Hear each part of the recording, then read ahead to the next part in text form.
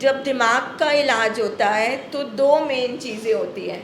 एक होता है हमारी जो दिमाग की मशीनरी जो केमिकल है, ठीक है। अब ये जब केमिकल ऊपर नीचे होंगे ना तो इसमें हम कुछ नहीं कर सकते, वो दवाइयाँ से ही ठीक होंगे। जैसे अगर ब्लड प्रेशर बढ़ जाएगा तो आपको वो दवाई खाते हैं हाइपरटेंशन वाले पेशेंट, डायबिटीज़ है तो डायबिटीज़ की दवाई खाते हैं, ठीक है। उसके बाद काउंसलिंग और थेरेपी होती है, ठीक है। एक हो गया शरीर का हिस्सा जिसको मैं टच कर सकती हूँ, ठीक है। एक हो गई हमारी मत जिसको हम छू नहीं सकते, जो हमारी मत है, जो इंसानी दिमाग है, उसके लिए काउंसलिंग और थेरेपी बनी। जब आपका, जैसे अभी आपका बेटा उस लेवल पे नहीं है कि उससे बातचीत करी जा सके, जब दवाइयों से वो थोड़ा सा बेटर होगा तो उससे बातचीत शुरू होगी, फिर उसकी सोचों पे काम किया जाएगा। तो एक है दवाइयाँ, एक है सोचों पे काम करना। इन बीमारियों को साइकेट्रिस्ट और साइकोलॉजिस्ट मिलकर ठीक करते हैं। साइकेट्रिस्ट होता है डॉक्टर, ठीक है, दिमाग का, ब्रेन का, और जो मत का, माइंड का डॉक्टर होता है, सोचों पे जो काम करता है, उसको कहते हैं साइकोलॉजिस्ट, क्लिनिकल साइकोलॉजिस्ट, ठीक है, उस पर।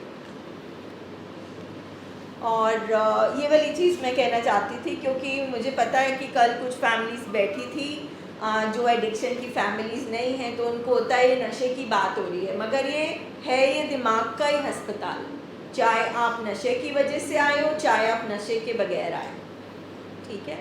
दूसरा, हमने 2 दिन डिज़ीज़ की बात करी, डिज़ीज़ कॉन्सेप्ट, दवाइयों का क्या रोल है, कौन सी दवाइयाँ दी जाती हैं, क्यों दी जाती हैं, दिमाग ख़राब होना क्या होता है। तो आज हम करेंगे फैमिली का क्या रोल है।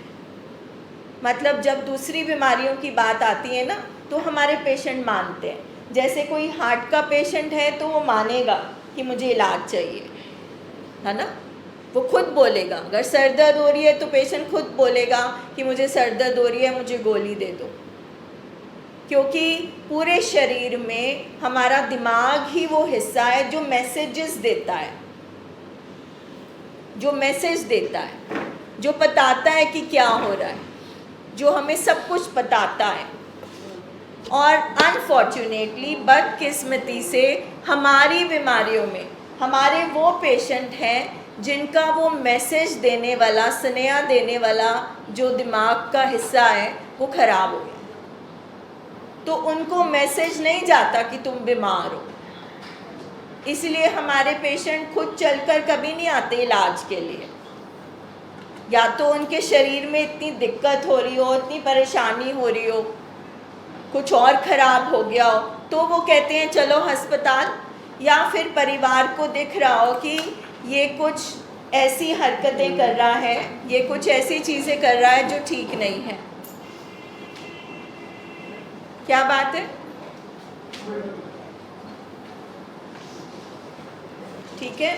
इसीलिए जब आप लोग बोलते हो ना इसको समझाओ, इसको समझाओ, है ना, ये नहीं मानता, ये नहीं सुनता, ये ऐसे क्यों कर रहा है, तो आपको रोज़ हम बार बार याद दिलाते हैं यही दिमाग ख़राब होना होता है, इसी का मतलब होता है दिमाग ख़राब होना।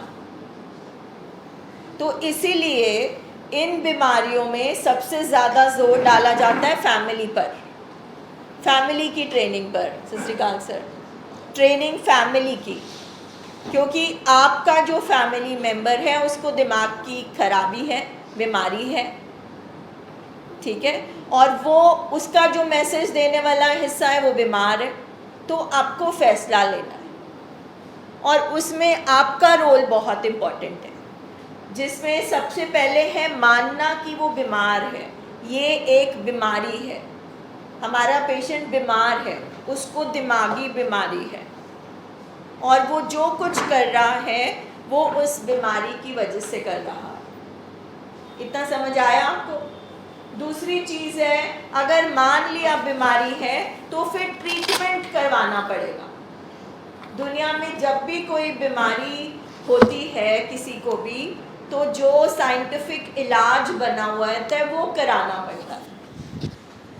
अब जैसे कोविड आया, कोरोना आया, तो उसके जो जो प्रोटोकॉल्स थे वो सबने फॉलो किए। कौन सी दवाई खानी है, इंजेक्शन लगना है, क्वारंटीन होना है, बिल्कुल इसी तरह से इस बीमारी का भी ट्रीटमेंट बना है। और वो ट्रीटमेंट है, सबसे पहले जिस स्टेज में आप आए हो, जो आपके दिमाग के केमिकल बिखरे हुए हैं, कम हैं, ज़्यादा हैं, उनको दवाइयों से सेटल किया जाता है। जो आपको तकलीफ़ हो रही है, जो मूड डिसऑर्डर हो रहा है, मूड स्विंग हो रहे हैं, गुस्सा आ रहा है, तोड़ बज रही है, ये सारे सिम्टम्स को मैनेज किया जाता है। आइए प्लीज़ बैठ जाइए। हाँ जी।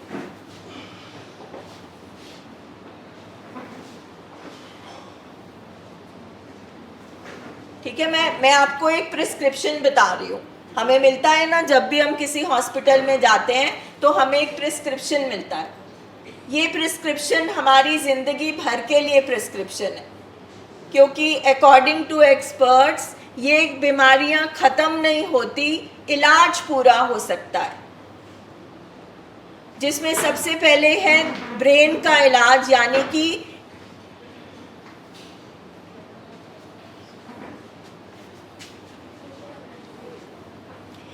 कि जो शारीरिक तौर पे प्रॉब्लम है वो दवाइयाँ ठीक करेंगी। तो सबसे पहली प्रिस्क्रिप्शन पे हम क्या लिखेंगे?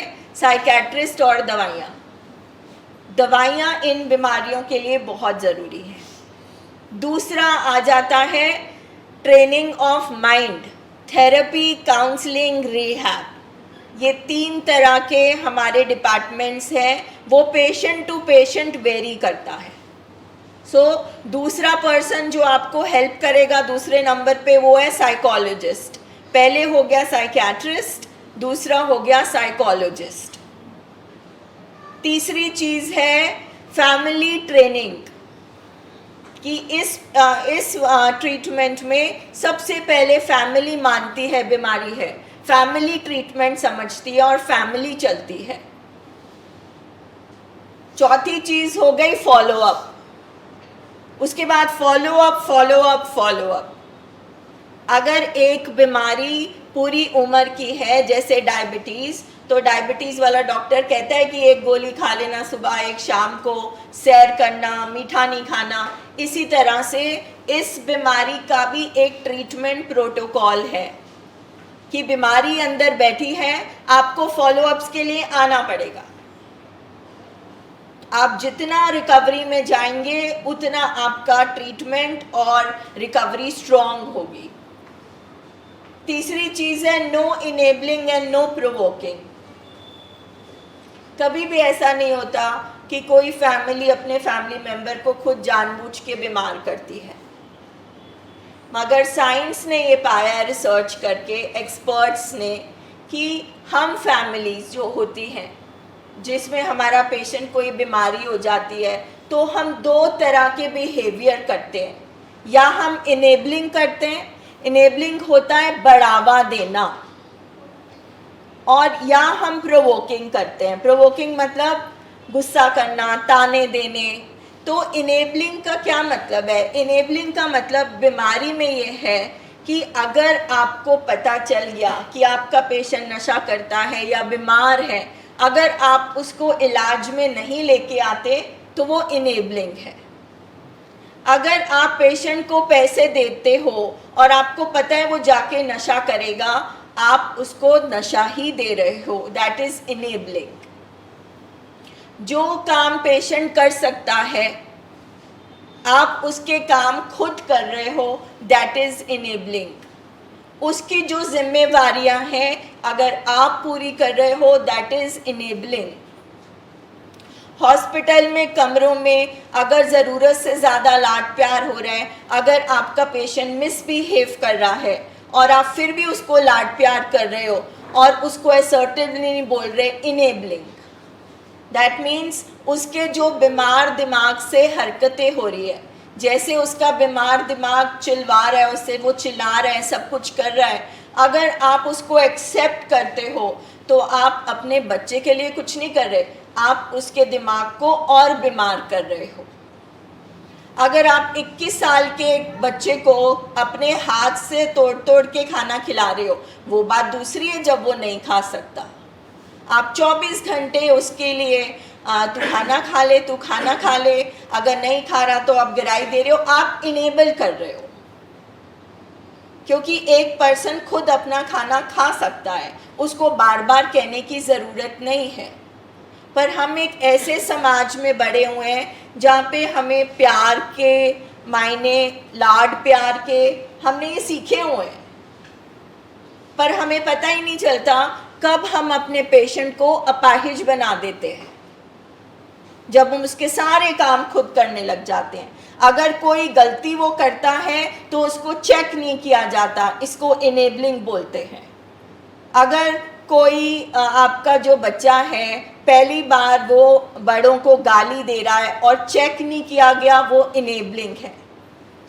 अगर हमारे बच्चे या बड़े होकर भी कोई तोड़ फोड़ कर रहा है, कोई बर्तन फेंक रहा है, कोई चिल्ला रहा है और जो बड़े हैं उसको चेक नहीं कर रहे, वो इनेबलिंग है। तो इनेबलिंग करना हमारे पेशेंट के लिए जहर है, उसकी बीमारी उससे बढ़ती है। ये एक्सपर्ट्स ने खोज करके, रिसर्च करके पाया है। अगर आपके पेशेंट ने नशे की हालत में एक्सीडेंट कर दिया, आपने उसकी कार भी ठीक करा दी, नई कार ले दी, ये इनेबलिंग है, क्योंकि उसका वीक एक्शन को चेक नहीं किया गया, ये इनेबलिंग है। अच्छा, हमारे जैसे घरों में क्या होता है कि जब ये नई नई बीमारी हमें पता चलती है तो हम अपनी पूरी कोशिश, पहले तो हम मानते नहीं, फिर हम बड़ी कोशिश करते हैं कि इसको लाड प्यार करें। कोई शादी कर देता है, कोई दुकान खोल देता है, कोई कार ले देता है, कोई एक्स्ट्रा प्यार करने लग जाता है, कहना मानने लग जाता है। हम बड़ी ना बार्गेनिंग करते हैं कि चलो नशा छोड़ देगा, चलो ठीक हो जाएगा। ऐसा करते करते हम क्या देखते हैं कि नशा बढ़ा या कम हुआ? ठीक है, अब जब बढ़ गया तो हमें गुस्सा आता है, ये तो सुनता ही नहीं है, ये तो समझता ही नहीं है। तो उसके बाद लाड प्यार जो इनेबलिंग हो गई वो बंद हो जाती है, हमारे सब्र का बांध टूट जाता है। तो हम क्या करते हैं, तू पैदा ही क्यों हुआ इस घर में, तूने हमारे घर ही आके ख़राब कर दिया, तूने हमारी ज़िंदगी ख़राब कर दी, तूने हमारी बेइज्जती करा दी। तो फिर जैसे सर कहते हैं, हम बेइज्जती प्रोग्राम करते हैं।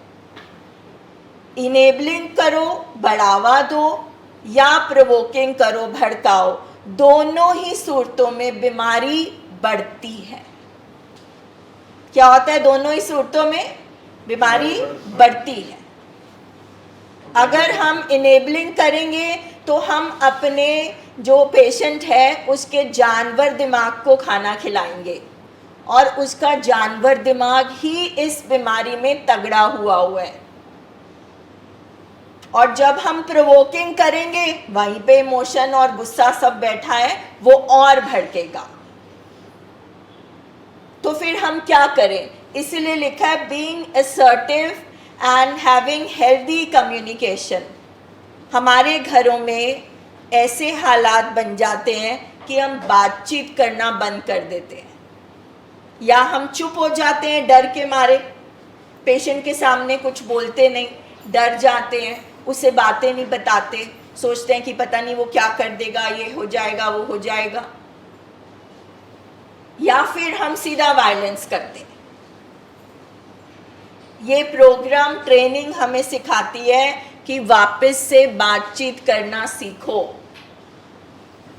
ये पेशेंट वही पेशेंट है जो एक टाइम पे आपका रिश्ता था, ये वही बच्चा है। ये छोटे होते ऐसा नहीं था, ये बीमारी के बाद ये सब हालात हुए, तो हम एक दूसरे से जुदा हो जाते हैं, डिस्टेंट हो जाते हैं। हम प्यार भी करते हैं अपने पेशेंट को और नफरत भी करते हैं, उस पर प्यार भी आता है, दूसरे पल गुस्सा आ जाता है।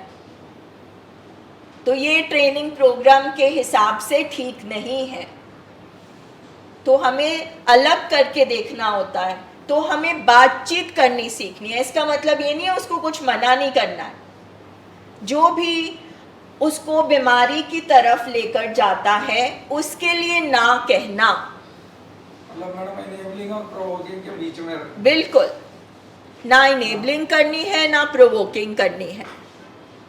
हमने असर्टिव होना सीखना है। असर्टिव मीन्स अपनी साफ और स्पष्ट बात पेशेंट को कह पाना, बिना लेक्चर दिए, बिना उसकी बेइज्जती करे, बिना गुस्से की टोन में, कि मैं तुम्हारी वाइफ हूँ और मुझे लगता है ये तुम्हारे लिए ठीक नहीं है, इससे मुझे दुख होता है, इसीलिए इसमें मैं आपका साथ नहीं दे सकती, इसलिए सॉरी नो।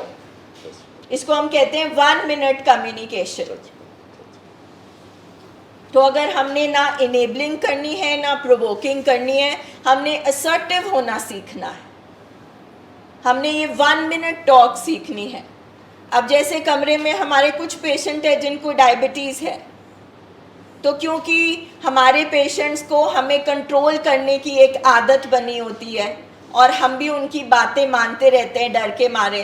अब हम उनको अगर डर से उनको मीठा खिलाते रहेंगे, असर्टिव होके नो नहीं बोलेंगे, तो वो गलत हो जाएगा ना।